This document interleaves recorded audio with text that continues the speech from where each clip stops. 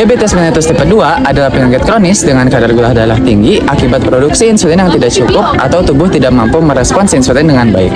Di Indonesia, prevalensinya mencapai 11,3% atau sekitar 20,4 juta orang dewasa. Pola hidup tidak sehat menjadi penyebab utama, terutama konsumsi makanan cepat saji yang tinggi kalori, lemak, gula, dan natrium. Kebiasaan ini memicu obesitas yang kemudian menyebabkan resistensi insulin hingga akhirnya berkembang menjadi diabetes tipe 2. Karena itu, intervensi non-farmakologis seperti metode modifikasi pola makan sangat penting. Salah satu pendekatan yang menarik perhatian adalah time restricted eating atau pembatasan waktu makan dalam jendela 6-10 jam per hari tanpa perlu mengubah jenis atau jumlah kalori. Penelitian menunjukkan bahwa TRE dapat meningkatkan sensitivitas insulin, menurunkan kadar glukosa dan HbA1c, mengurangi berat badan, serta memperbaiki ritme sirkadian. Bahkan, manfaat ini bisa terjadi tanpa penurunan berat badan signifikan. Namun, hasil studi masih bervariasi, sehingga dibutuhkan review sistematis dan meta-analisis untuk memastikan efektivitas TRE sebagai strategi pencegahan dan pengelolaan diabetes tipe 2. Berdasarkan latar belakang yang telah dijelaskan, didapatkan rumusan masalah yaitu apakah intervensi TRE dapat secara signifikan memperbaiki kontrol glikemik, yaitu HbA1c, FPG, FBG, HOMA-IR pada pasien dengan diabetes mellitus tipe 2, serta bagaimana pengaruhnya terhadap parameter antropometrik sebagai faktor pendukung. Lalu, tujuan kami melakukan penelitian ini adalah mengidentifikasi efek time restricted eating pada pasien diabetes mellitus tipe 2 dan melihat primary outcome HbA1c, FPG, FBG, lalu HOMA-IR. Juga secondary outcome yaitu BMI dan lingkar pinggang. Juga kami ingin mengeksplorasi keberagaman hasil berdasarkan durasi intervensi, panjang jendela makan, dan karakteristik populasi. Lalu untuk manfaat penelitian yang kami lakukan adalah secara ilmiah, menyediakan sintesis bukti ilmiah terkini mengenai peran TRE terhadap kontrol glikemik pada pasien DM tipe 2, menjadi dasar untuk penelitian lanjutan mengenai mekanisme krononutrisi pada pengelolaan diabetes. Secara praktis, menjadi bahan pertimbangan bagi pembuat kebijakan kesehatan untuk mengintegrasikan strategi pengaturan waktu makan dalam edukasi pasien diabetes. Kami menggunakan 5 database dalam proses pencarian studi menggunakan metode systematic review ini, yaitu PubMed, Cochrane Library, EBSCOhost, Wiley Online Library, dan juga Scopus. Selain itu, kombinasi kata kunci seperti diabetes mellitus type 2, glycated hemoglobin, dan juga yang lainnya yang relevan dengan kata kunci yang kami inginkan. Selain itu, kami kombinasikan kata kunci tersebut dengan operator Boolean seperti and dan or untuk menghasilkan studi yang sesuai dengan kriteria inklusi dan eksklusi yang kami inginkan. Berikut merupakan keywords yang kami gunakan untuk setiap database yang sesuai dengan kriteria yang kami inginkan. Untuk kriteria inklusi dan eksklusi, pertama, untuk kriteria inklusinya, kami melibatkan pasien dewasa dengan umur lebih atau sama dengan 18 tahun, kemudian intervensinya time restricted eating, studi eksperimental RCT atau randomized control trial, dan juga berbagai variabel untuk outcome-nya seperti variabel metabolik yaitu BMI dan waist circumference, dan variabel glycemic seperti HOMA-IR, HbA1c, plasma fasting glucose, dan juga blood fasting glucose. Sedangkan pada kriteria eksklusi, kami tidak melibatkan populasi dengan comorbid, jurnal yang tidak tersedia full text, kemudian bentuk studi yang bentuknya itu protokol atau review, dan juga jurnal dengan bahasa yang tidak didapat dikenali atau juga bukan bahasa Inggris. Dalam ekstraksi data, kami melakukan screening pada kajian-kajian yang telah dipilih, lalu kemudian dihimpun dan diringkas menggunakan bantuan Google Sheets. Studi yang telah dianalisis dilanjutkan dengan analisis secara kualitatif dan kuantitatif.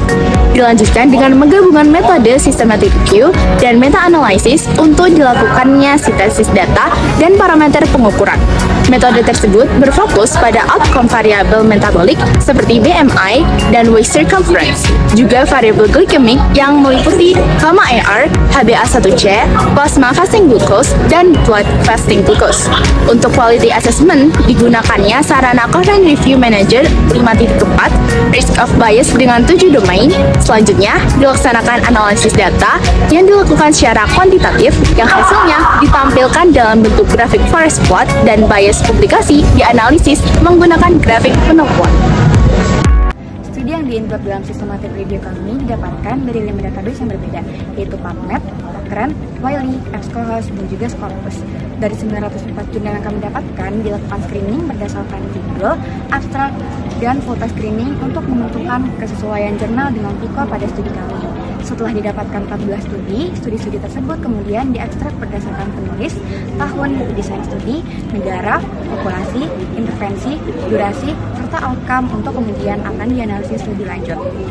Studi kami berasal dari berbagai negara yang berbeda dengan karakteristik yang dapat dilihat pada tabel berikut. Setelah melakukan seleksi studi di 5 database, diperoleh beberapa outcome yang dianalisis, yaitu BMI, lingkar pinggang, HOMA-IR, HbA1c, fasting plasma glucose, dan fasting blood glucose. Dari hasilnya didapatkan BMI, lingkar pinggang, fasting plasma glucose, dan fasting blood glucose menunjukkan hasil yang signifikan yang bisa dilihat pada gambar berikut. Sedangkan HOMA-IR menunjukkan hasil yang tidak signifikan meskipun tetap mengalami penurunan, juga dapat dilihat pada gambar berikut. Dengan demikian, meskipun tidak semua outcome memiliki signifikansi yang sama, tetapi secara keseluruhan, semua parameter memperlihatkan perbaikan dengan tingkat signifikansi yang berbeda-beda. Hal ini menegaskan bahwa intervensi yang diteliti tetap memberikan efek positif terhadap kontrol metabolik. Diabetes mellitus tipe 2 merupakan masalah kesehatan global yang membutuhkan strategi pengelolaan jangka panjang. Salah satu pendekatan non-farmakologis yang diteliti adalah time restricted eating atau TRE dan intermittent fasting atau IF.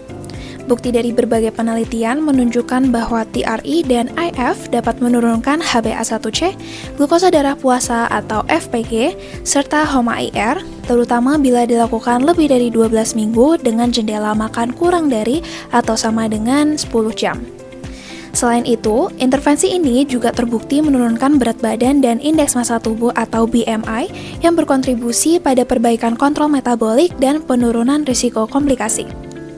Mekanisme yang mendasari manfaat ini meliputi metabolic switching dari glukosa ke lemak dan keton, perbaikan fungsi mitokondria, serta aktivasi autofagi yang meningkatkan sensitivitas insulin dan fleksibilitas metabolik. Dengan sifatnya yang sederhana dan meningkatkan kepatuhan, TRE berpotensi menjadi strategi tambahan yang efektif dalam pengelolaan diabetes tipe 2, mendukung farmakoterapi, serta memberi manfaat jangka panjang dalam mencegah komplikasi kronis. Meta-analisis ini menunjukkan bahwa time restricted eating atau TRE berpotensi menjadi strategi diet non-farmakologis yang efektif dalam pengelolaan diabetes mellitus tipe 2. TRE secara konsisten menurunkan kadar HbA1c, glukosa darah puasa, dan HOMA-IR menandakan perbaikan kontrol glikemik serta peningkatan sensitivitas insulin meski efek pada BMI dan lingkar pinggang bervariasi.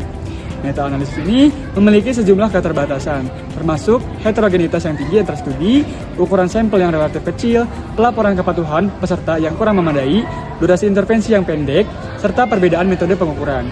Penelitian lanjutan perlu dilakukan dengan RCT berskala besar, protokol TRE yang terstandarisasi, pelaporan kepatuhan lebih baik, serta evaluasi jangka panjang termasuk mekanisme fisiologis, konteks lokal, dan outcome berbasis pasien untuk memperkuat bukti efektivitas TRE.